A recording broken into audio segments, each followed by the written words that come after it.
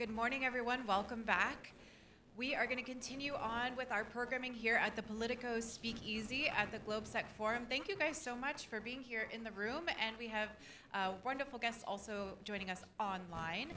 Our next conversation is going to be moderated by my colleague Jan Chinsky. He is our senior policy editor, and so please help me welcome Jan and our special guest to the stage, who we'll introduce in just a moment. Thank you.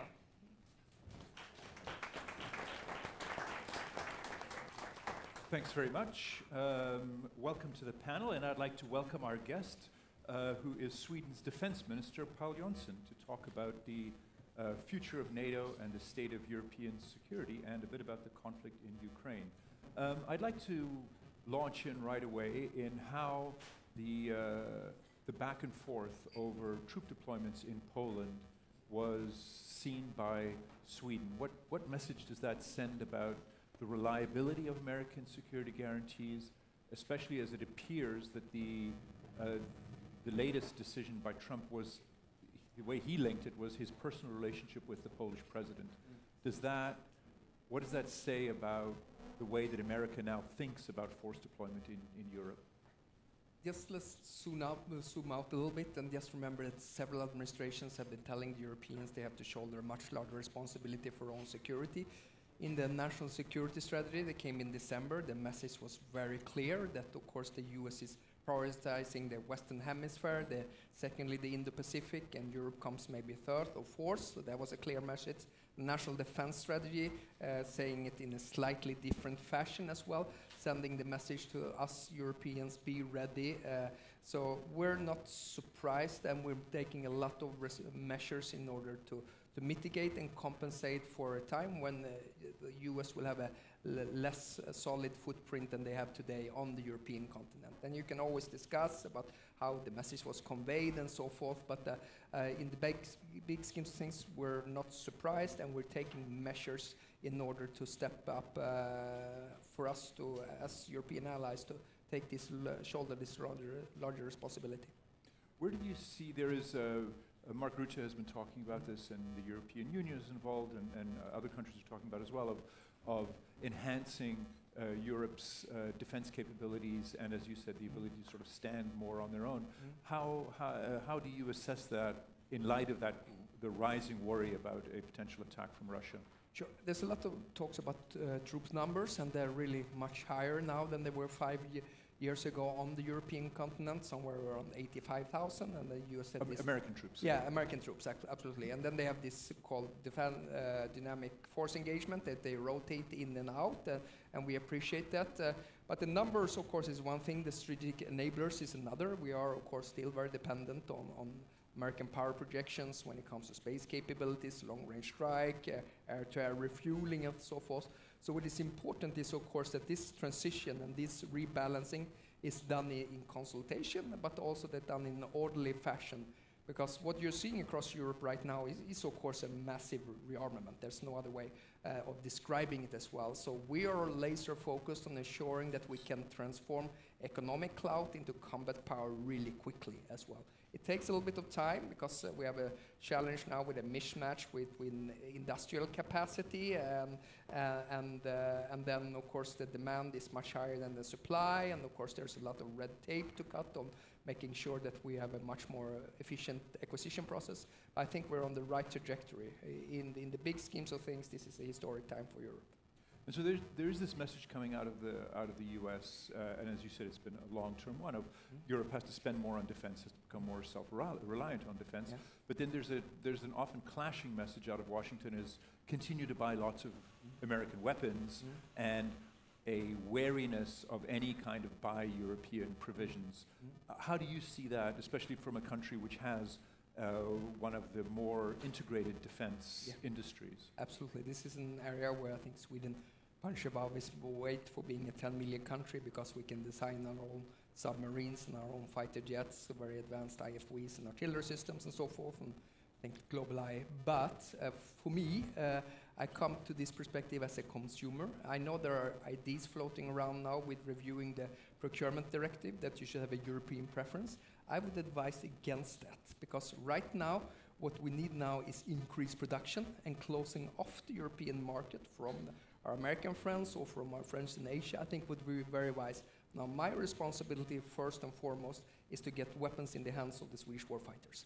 And that sometimes can be from Europeans, sometimes it can be from the Americans, or somewhere it can be from Asia. So we have an open mind about this. But getting increased production in Europe, but also having an open market, that's in our self-enlightened interest. So that's our perspective and our take on this matter. So and if I just could say one thing as well. So let's not close off the flow of technology across the Atlantic, because the US is an important market for many European defense contractors as well. And closing off the flow of technology would in the end make both our armed forces on both sides of the Atlantic worse off. So do you think that the Buy European provisions, the limits on third country participation in programs like the EU-financed SAFE loans for weapons program, are you opposed to that? Is that a bad idea to have that in there? So sometimes when you have EU financing, there's a compromise that okay, if you don't have a European supplier, you can get an alternative supplier. In regards to the EU reparation loans, our perspective is that the Ukrainians should have the right to buy whatever weapons they need there, because that I think is the most rational approach to it. Sometimes when you have this EDF and the PESCO projects, okay, that's EU money, then I can understand that if it's EU funded, then of course there might be an aspect of European preference. But when it comes to the procurement directive, that's a national decision on what kind of weapons we should buy, and therefore we're very steady that this should not include the European preference. And so the EU is talking about encouraging countries not to use the opt-out in for procurement that means that it does not have to follow the EU's single market provisions, and that you can favor national producers. Is that a good idea? Should the EU not get involved in that and leave countries able to circumvent those rules and favor their own national industries when it comes to procurement? Yeah, so the problem, once again, if we would have this conversation a few years ago, we would have talked about the problems in Europe being overproduction, fragmentization, and duplication. None of that is A-level problems any longer. Right now it's the mishmash between supply and demand. I am worried sometimes that some of the European producers have not been aggressive enough in scaling up their production. And remember, as the security environment right now is very dire, because we see Russia has a great inclination to take political and military risk. So time is a cost for us, and we will have to buy the weapons as quickly as possible to scale up and put in the hands of the warfighter in order to deter and defend. And therefore, increased production capacity in Europe, I think, is absolutely vital. That means defense industry, in a completely different fashion, also embraced advanced manufacturing that you see on the civil side, not at least in the car industry. So we get this, so we break the cost curve and we break the time curve, because when we put so much money in Europe on the defense market, when we buy more, we expect it to become cheaper, not more expensive. Are you seeing that is not translating, that the cost is not falling when you're procuring? It's issue specific. In some segments, prices are going up. In others, they are actually being lowered. I think that on balance, the most efficient defense market in Europe is the Ukrainian one. In the Ukrainian one, it's the only one that you see that prices are actually being lowered. So what the Ukrainians did, which should be an inspiration for us as well, when the full-scale invasion broke out, they deregulated 35 laws and regulations, they privatized the thing, and they opened up for a competition. So they've been able to scale their defense industry in a very impressive way, and they should be an inspiration for us. And that's, of course, why I think we need them inside EU and NATO in the long-term perspective as well. So your call would be to, there's strong opposition to this, but would be for Ukraine eventually to become a NATO member? Yeah, both EU and NATO members. I think they should have that perspective as well. And that, of course, according to the open door policy of NATO in Article 10, that all European countries should have the right to join NATO as such when they live up to the requirement. And this is a matter for Ukraine and the rest of the alliance. There shouldn't be anyone who has a veto against this. That's our position. I accept and I recognize that there are allies who are against it, and there's not a consensus around it. But if you ask me for our position, that is our position. And I mean, where else in Europe can we find 110 brigades? Where else in Europe can we find the innovation system that the Ukrainians provide? And where else can we find the industrial capacity as well? I had one of our Politico reporters was in Gotland a few days ago watching the NATO exercises where there were Ukrainians invited, and they reported back that the exercise had to be halted because the Ukrainian drones wiped out a whole Swedish tank unit. What are you, looking at something like that, what are the lessons that Europe and NATO should be learning from Ukraine? Couple of things on that one. Exercise being halted is not unusual. That's how you actually adopt and learn. We're very grateful for the Ukrainians sending troops and the drone units that are operating on the front to come to Sweden and exercise. We learn from them the whole time, and when we exercise, if we take them from the front to come to Sweden, we're not going to do an exhibition. It's going to be a hard and demanding exercise, and that was it was, and we learned important lessons for it. So in conjunction, of course, that we are doing massive investment in counter-US systems. We just launched the $350 million on counter-US. We've done another 400 million on unmanned systems. Then during the last 1 year, we spent $5 billion on air defense. So we are doing this massive investment, but it takes a little bit of time until it reaches all the military units, until we do the scaling, and that we can transform it into combat power, because you need the operational and tactical experience that the Ukrainians know better than anyone else in the world. So we're just very grateful that we can cooperate with the Ukrainians and exercise with them, and we're getting better by every day that we do it. When you talk to some military strategists, they look at what's happening on the ground in Ukraine, and they're saying that the traditional way that NATO has approached war is out of date, that the armored brigades, everything has to change now with the AI drone revolution. Is that overselling the case? Is there still an argument to be made for traditional approaches to warfighting? A few things. Someone says that the future seems to belong to the many and the small rather than the few and the big. And I think there's something to that. Of course, the capability targets that we are working on right now, which is like our North Star in how to do this coordinated rearmament to make sure that the new threat-based defense plans are executable. They are informed by the lessons learned in Ukraine. So, I mean, massive investments into long-range strike capabilities, massive investment into air defense, learning from the war in Ukraine, also when it comes to volume, assuring that we have magazine depth and ammunition and so forth. So I think that on balance, the capability targets are right, but much more investment into unmanned systems in all domains, I think is something that we're trying to push as well. And of course, getting adopted to a transparent battlefield where space-based assets together with drones, where there is a shooter sensor cycle that is operating very quickly. Those are also important. But right now, in some areas in Ukraine, especially this death zone with 0 to 50 kilometers, it's impossible to do maneuver warfare, and it's impossible to concentrate mass. And when the Russians tried to do it a few weeks ago, again, they were annihilated with a whole battalion. So is that a singular experience of the Ukrainian war, or is that something that in a potential NATO-Russia conflict, the same sort of thing would happen, or is the dynamic entirely different and we can't translate too closely? I don't want to get into too much operational details like that, but in how if the deterrence would fail and we would execute the defense plans like that. But so I think that the war in Ukraine, this has been a war of attrition. It's been a war that's been perceived that no one is strong enough to win and no one is strong enough to lose, right? And by doing that, the Ukrainians been holding the ground. So the Russian side took, I think, about 1% of Ukraine last year at the cost of 300,000 casualties, which I personally think is unsustainable, especially as the Russian economy is bleeding quite heavily. I think we have to adapt to it as well, but of course our ambition is not to fight the war of attrition with the Russians. And the war of attrition is, of course, a war of warehouses, and that's why industrial production, going back to your original question, was so important. You did mention the integrated Swedish defense industry. There's a couple of interesting potential contracts for Gripen fighters. One is Canada is mulling stick with F-35s, or the Swedes are still pushing quite strongly for them to rethink maybe and get Gripens. There's also the potential Ukrainian deal for Gripens. What's the status of both of those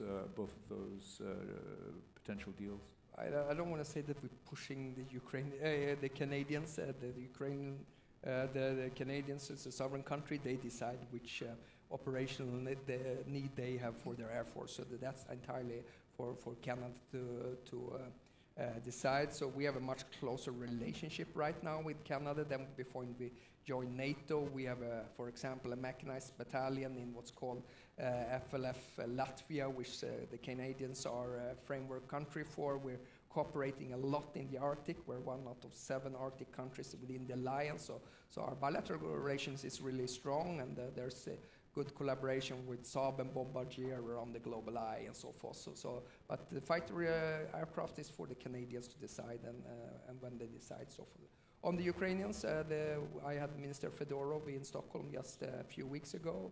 We were stating that we make good progress on the letter of intent that President Zelensky and Prime Minister Ulf Kristersson signed in October last year. And of course, the Ukrainians have stated that they have an ambition also to possibly procure maybe 100 to 150 Gripen Echo as well. And if we can be helpful in that endeavor, rest assured we will as well. So negotiations are going well in that regard.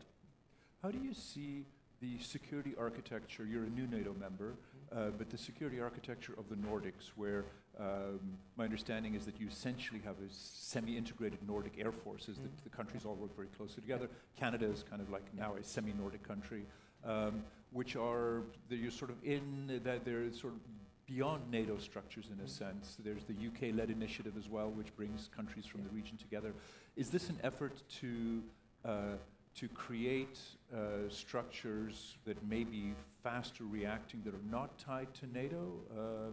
How do you see that? It's a complement, not a substitute to NATO, of course. It's greatly helped by all the 10 countries inside the GF being NATO allies, so that makes military planning much easier. So now on the Nordics, we have what's called a Nordic air power concept, where the Gripens and the F-35s are working in very close collaboration. We use each other air bases. We work a lot on military mobility, aggressively attacking bureaucracy that close that kind of process down. We do common infrastructure.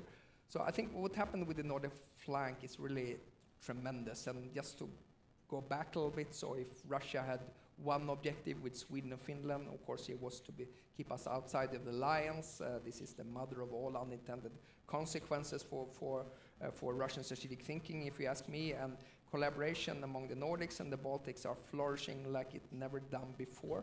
So being from an area in terms of military planning, being unpredictable, because we were not part of NATO's defense plan, now it's predictability, which means that you are much better to deter and defend. It's also the region in the world where you find the most aggressive approach to defense investment and also to Ukraine support. And we also have a very common reading about Russia. So we're quite united up in the northern flank, and I think good things are happening. This is ancient history because things move so fast, but just a couple of months ago, everybody was very, very worried about American intentions towards Greenland. We had the governor of Louisiana there a few days ago, so the Americans haven't entirely dropped the interest. They again, Trump a couple of days ago was again raising the issue of Canada becoming the 51st state.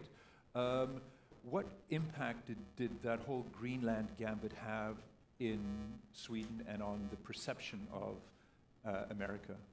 A few things on that, of course.